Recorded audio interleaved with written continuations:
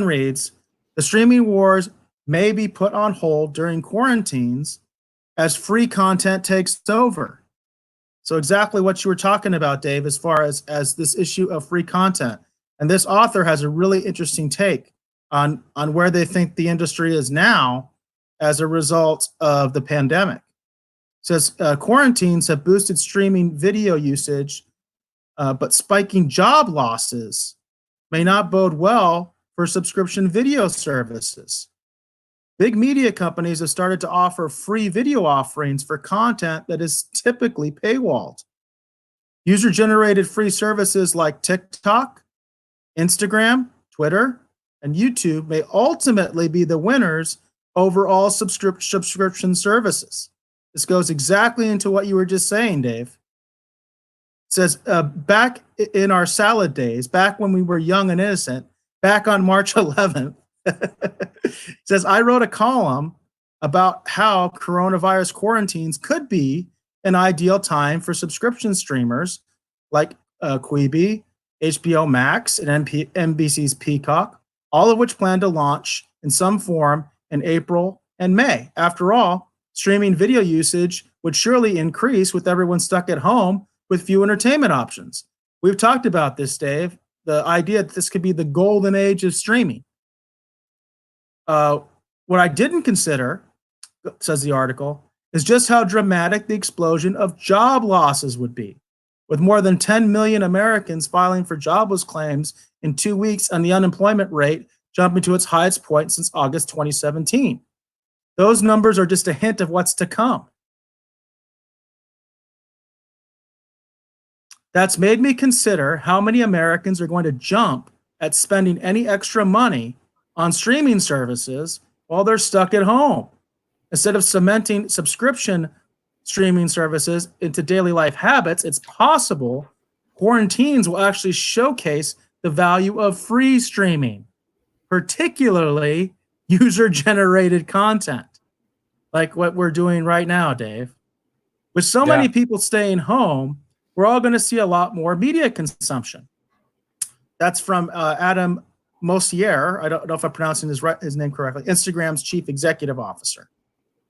And he said that at the Briar's Market on the Briar's Market podcast last month.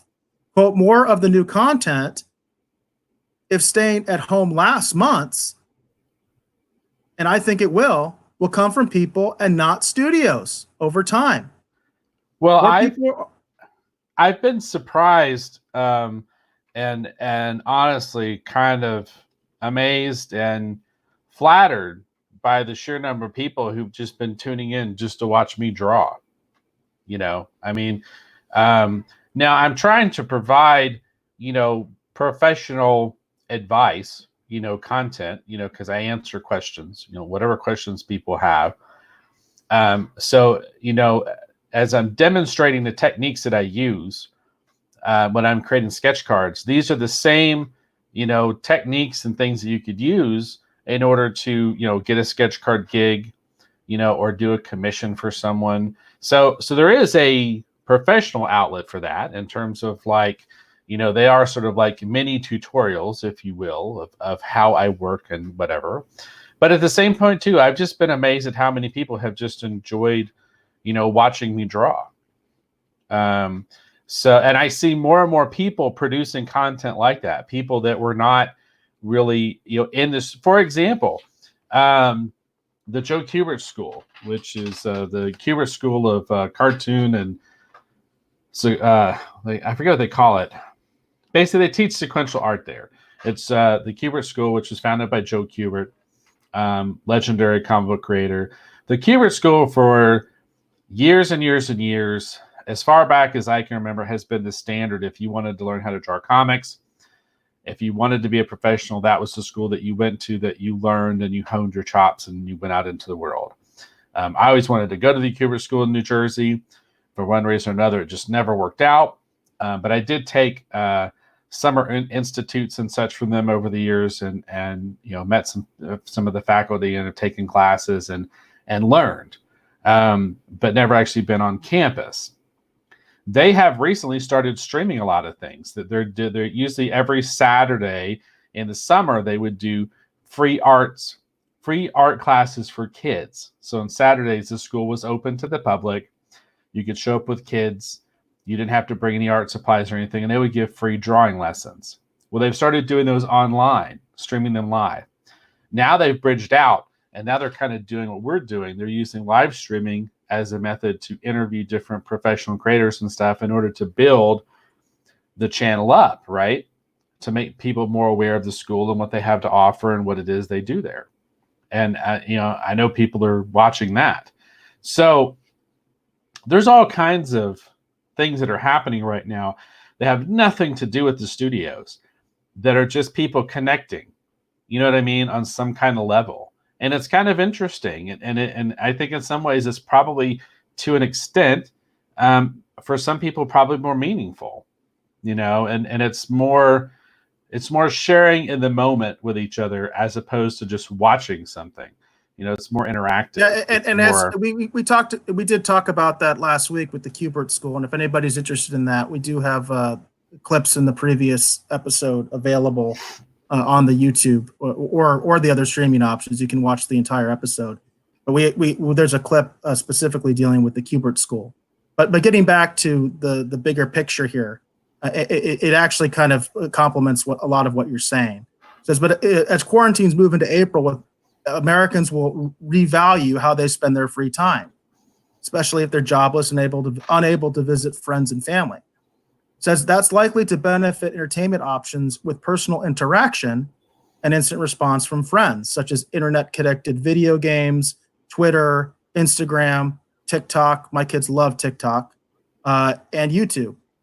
I'm not sure there's any content I'd rather watch right now than the Marsh family's at-home rendition of One More Day from Les Miserables. That's the author speaking. I don't know that particular show, but he has like a little picture here of that family, and I guess them singing Les Miserables. And by the way, this image here reminds me completely of the kind of stuff my kids watch, because they'll just watch families going off and doing things, going on trips, and they'd be totally into that kind of stuff. It says that the top 3 applications by usage on Verizon's network in March were YouTube, Facebook, and Instagram, according to a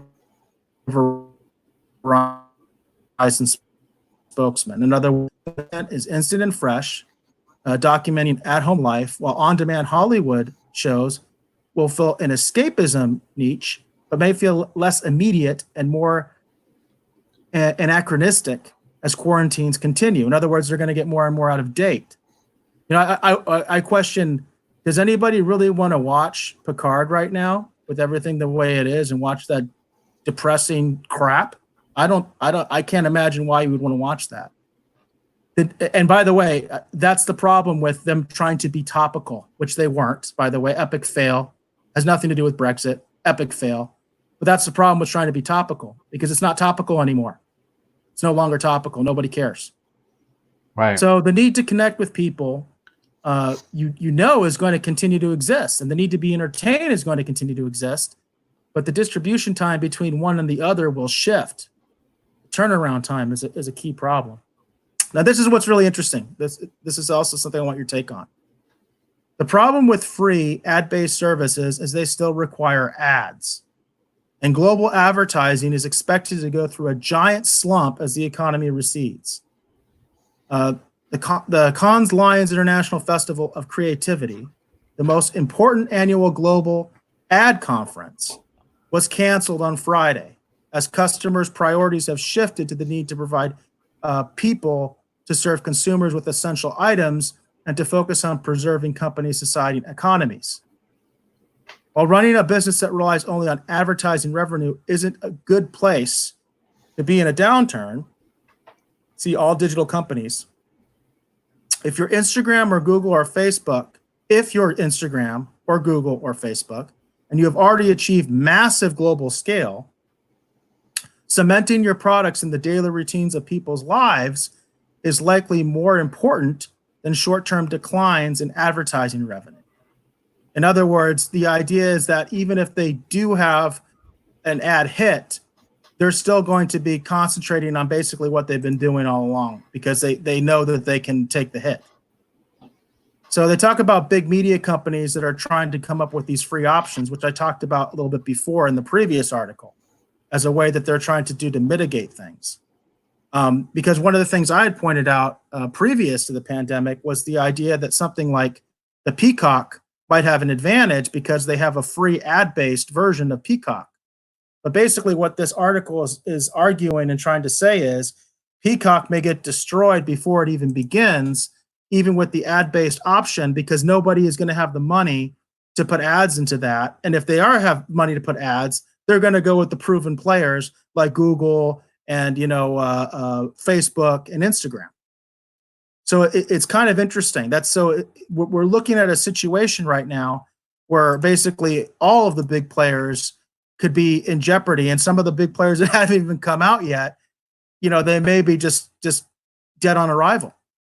So the other thing that they point out is that the streaming services that already have a significant market share, and therefore people have already budgeted for it, and that's like services like Netflix, Amazon Prime, and even to some extent Disney Plus, which has had pretty decent numbers as far as subscriptions.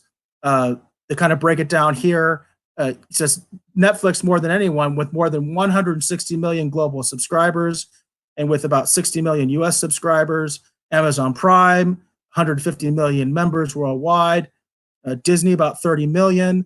And they also mentioned that HBO has about 35 million US subscribers. So we basically got Netflix, Amazon Prime, Disney, and HBO as far as the big players. He says that's 4 subscription services in a world where it was predicted only 4 or 5 would survive. Because we've talked about that before, Dave, as well. That's what I think is really interesting. So basically, this article is saying we may already see the blueprint in the wake of the pandemic, that basically it's going to be, Netflix, Amazon, Disney, possibly HBO, maybe one other service, and the rest of them are going the way of the dodo practically before they ever even took off. Well, and I mean, it makes sense. It kind of makes sense. I guess the part that I always find interesting is in this equation. They mentioned Facebook at one point, but then they don't really come back to it, because I do think Facebook has a role to play in this. They've been pushing Facebook Watch. I've noticed like on Hulu and stuff. Of course, we're streaming live on Facebook and Twitter and Twitch. And I don't know. I think that I'm curious to see where we're going to be. But I can see the logic of a lot of what they point out. The idea that the ad-based services may be DOA if there's no one there to buy ads. But then at the same point too, like I'm trying to grow the audience for this show, and I have been buying some, limited run ads, on Facebook, for example, trying to increase the exposure for the show and kind of try and, grow our audience, So I don't know. We'll have to see what happens. But I think that, you mentioned it before, we talked a little bit more about YouTube, and the kind of independent user created content that's clicking with people more. They mention that in this article, but they don't give that a lot of stock. That they don't talk too much about it. And I do think that's going to play a larger role as we move forward than I think anyone's realizing.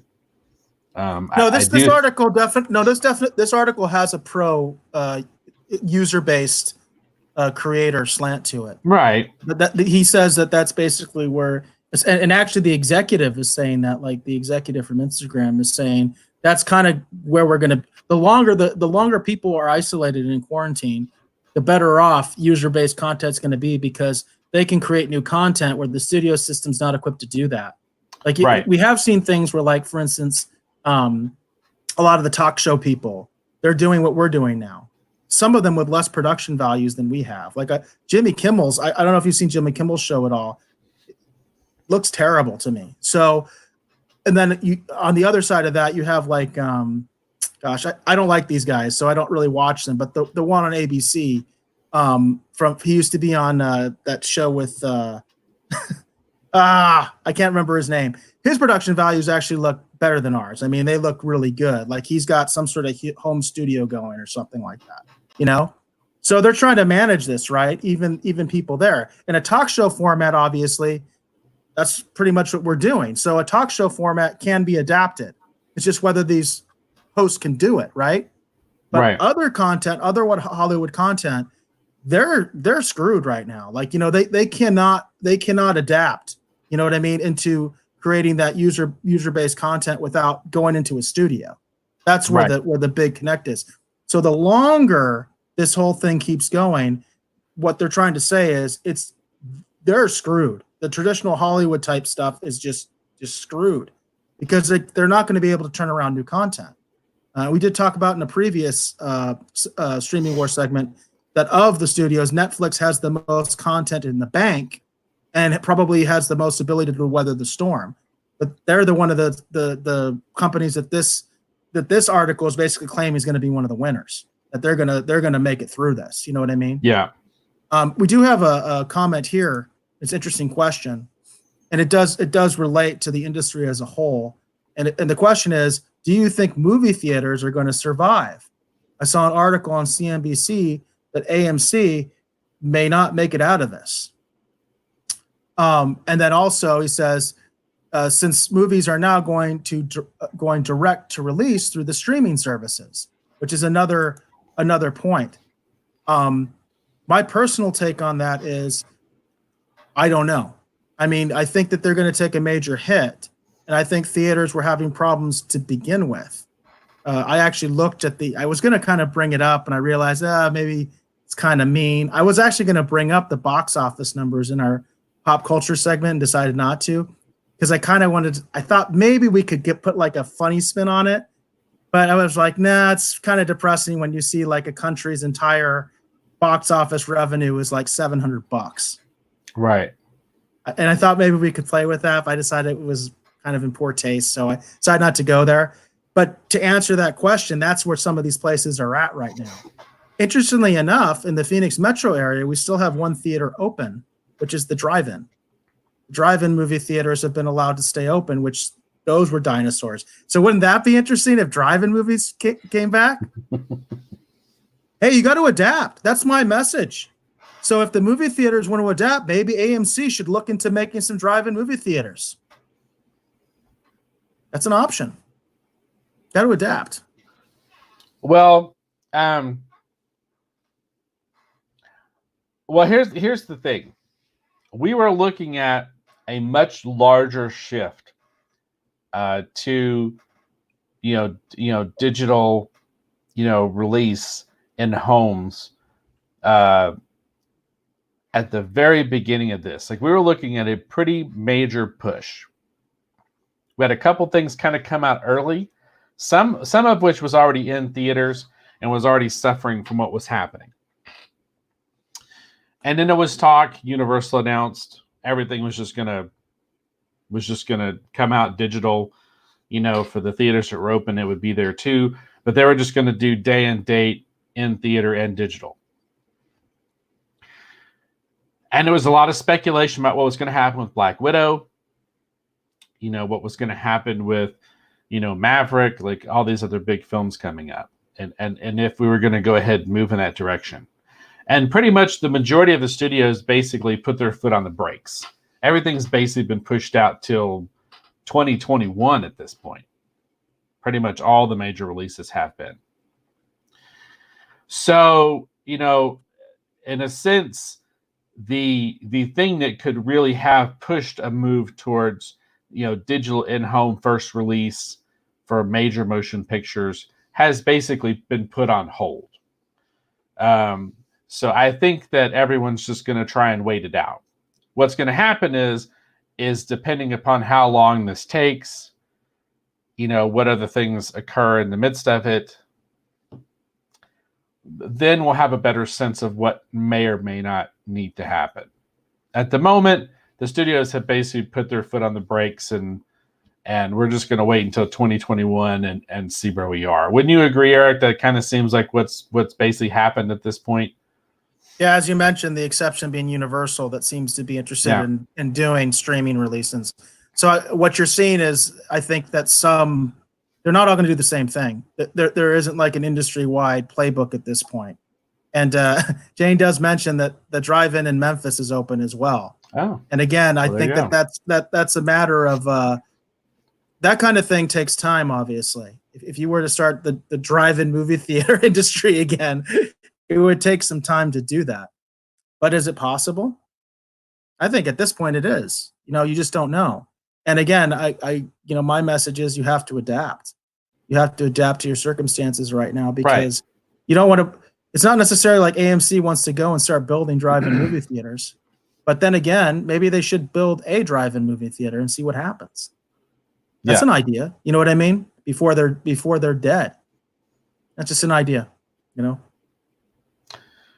Yeah, we'll have to wait and see. Like I said, I've just gotten the feeling that from a general standpoint, for most of the studios, it seems like everyone's just kind of put their foot on the brakes, and they're like, well, let's see where we are, and then we'll reassess. Because that's kind of where I think America is right now. Well, let's see where we are, and then we'll reassess.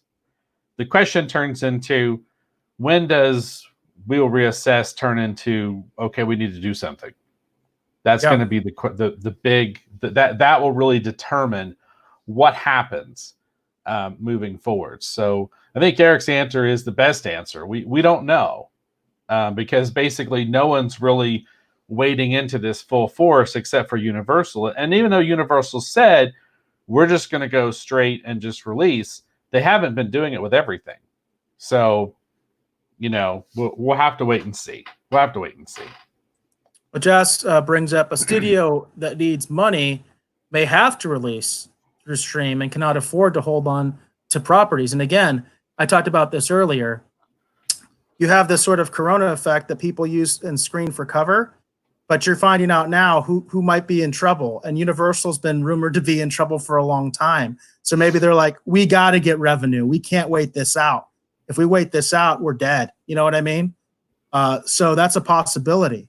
And I could see that. I could see studios that are really hurting for cash. They're not going to sit on their content and say, we got to get it out some way. We got to get some money. We got to get some revenue going. Well, the same way that a lot of restaurants, have decided to do delivery options that never did before, because they know they need to get some revenue. They cannot wait out the storm. And then another comment from the Rogues Gallery: a drive-in would be great if there was new content to show. But there is. We still have stuff that was slated to come out. You know what I mean? Like we talked about, Black Widow. I've heard Top Gun. There's a couple films that were slated to come out in the next few months for the summer releases. Right now, it looks like all the summer releases are being pushed back. But theoretically, if there was the infrastructure, they could be released in a drive-in or something like that, a theater that's actually open, And then Bobby said that he agrees with James. Says, how long before production starts? And Bobby also laments that he's a little sad there because he loves the theater. And I agree with you. I love the theater experience as well. I'm a big theater guy. I like to see movies in the theater. I'm just like I am with comics. I'm not a big digital comic guy, and I'm not big into watching movies digitally streaming at my house. I actually like going to the movie theater. I like seeing movies on the big screen. I think there's always going to be people that do. It's just a question of how do we do that in this environment. Well, and I think too, in all honesty, if Disney wanted to test the waters, for example, if they wanted to test the waters with a digital first release, they have a built-in, ready-to-go thing that's just been sitting around forever that they might as well just pull the trigger on, and that would be the New Mutants film. The New Mutants film has been finished for years. Fox was going to release it. They kept pulling it from the release slate. Then Dark Phoenix came out, didn't do very well, or Phoenix or whatever they called it. And then they pulled it back again. Then, of course, Disney came in, bought Fox. What's going to happen with New Mutants? There's a percentage of the fan base that wants to watch New Mutants. And it's new because it's like a superhero film, but it's a horror movie, and that's finished. That's finished. Someone just needs to pull the trigger and release it.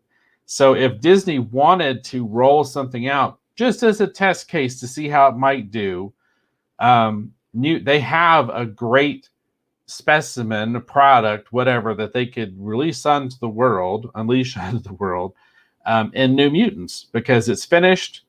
It doesn't really fit, in all honesty, actually, with a lot of the other MCU movies anyway. I think it'd be better to do it right now, just because then you don't have to answer a lot of confusion about, well, how does this fit in the MCU? Well, obviously it doesn't. So we'll have to see what happens. But I think that there's a lot of possibility. There's some interesting films that the studios have that they can kind of, you know what I mean, do something with, if they want to test the waters, to do some digital release. Because there's some films I think could be fine to just go digital first, or go, theater and then digital at the same time. And I don't think you'd lose a lot, because they're not big spectacle films. You don't necessarily have to see those in the movie theater. And then there's other big spectacle films that you should see in the movie theater. You look at things like Endgame, you look at things like Infinity War, obviously the Star Wars movies, the big budget extravaganza films that, I'm not a huge fan of some of the Transformers movies, but I liked Bumblebee. There's a lot of stuff like that belongs in the theater, that should have that kind of experience. But there's a lot of other smaller films too that, films like Vice or whatever, that you could just release, at home and in theater at the same time, and you'd probably be fine. So we'll have to see. But I think the test product, if Disney wants to try this, they have it. It's New Mutants. It's sitting there. It has a built-in fan base. There's some people that want to see it. It's completed. It doesn't fit with the MCU, because it feels like the MCU has been put on hold right now anyway. I think New Mutants, they should just release New Mutants right now and just get it over with, and get down to the wild and see kind of what people think about it. Because if they're going to be dismissive of it, now is a great time to do it. Because if that was a film, we didn't really have a way to plot it on the release schedule.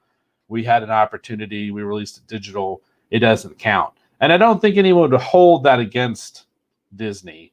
And it kind of gives them a way to release New Mutants and just kind of get it done. So we'll see.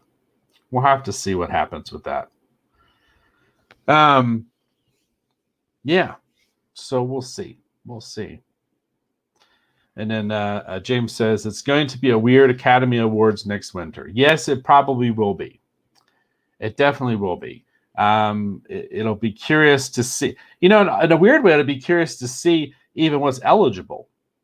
Is there some possible Oscar contenders that some of the studios may decide to go ahead and pull the trigger if the films are finished, and go ahead and just release them digital so people can see the performances, and then at least have a sense for, what might be worth, rooting for.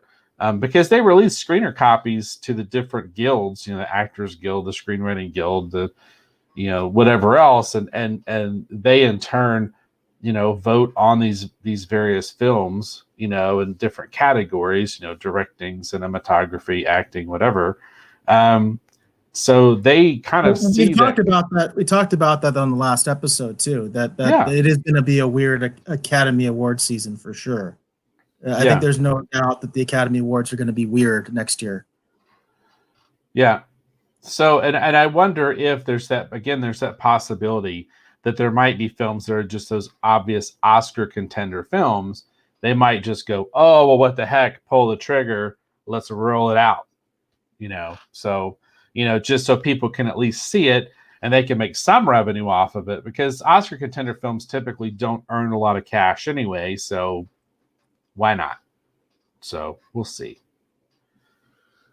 And then James has a comment. He says, we get them for SAG. I don't quite understand that comment, to be honest with you. Yeah, I don't either.